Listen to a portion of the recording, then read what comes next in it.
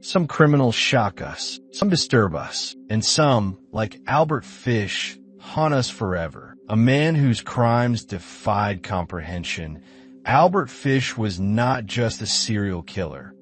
He was a monster lurking in the shadows of early 20th century America, and this is his story.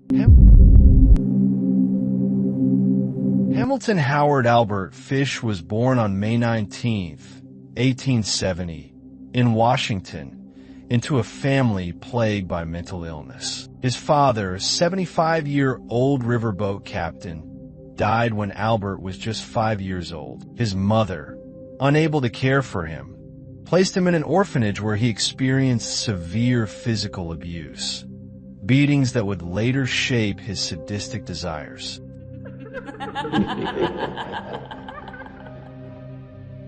Fish's time in the orphanage is crucial to understanding his psyche. Instead of fearing the beatings, he began to enjoy the pain, an early sign of what would become his disturbing fascination with self-mutilation and sadism. As Fish grew older, his violent tendencies escalated. By his teenage years, he was engaging in self-harm, inserting needles into his body, and consuming raw meat. He developed an obsession with sexual sadism and began experimenting with extreme masochism.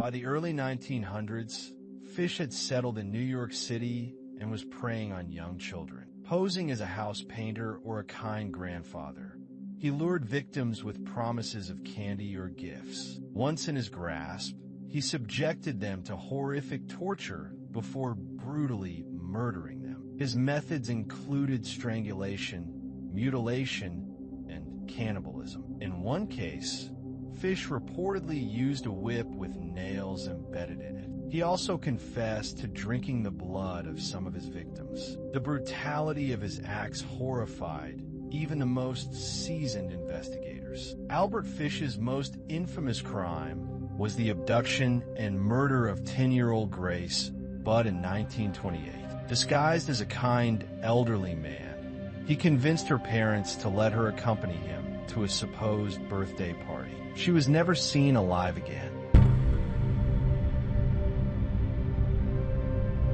He seemed like such a sweet old man. We never suspected anything, the Budds later recounted. Years later, Fish wrote a letter to Grace Budd's mother, graphically detailing his actions. In it, he described luring Grace, taking her to an abandoned house, and what he did next. The letter, which was later used as evidence, was one of the most chilling confessions in true crime history. Due to its disturbing content, I won't be showing the full letter here. However, for those who want to learn more about the case, I've included sources in the description. Fish was arrested in December 1934 after detectives traced the letter's unique stationery. During interrogation, he calmly described his crimes in sickening detail, even claiming to have killed over 100 children. I had this terrible urge. I never could control it, Fish told the jury. Despite his lawyer's insanity defense, the jury found him sane and guilty. He was sentenced to death. On January 16, 1936, Albert Fish was executed in the electric chair at Sing Sing prison. As the switch was flipped, it was said that Fish muttered, "It will be the supreme thrill of my life." Even in death, he remained a monster. Fish's case remains one of the most disturbing in American criminal history. His sadism, lack of remorse, and psychological depravity set him apart from most serial killers. Albert Fish was more than a killer. He was a nightmare made real, a predator who thrived on pain and fear. His story serves as a grim reminder of the darkness that can exist within the human soul.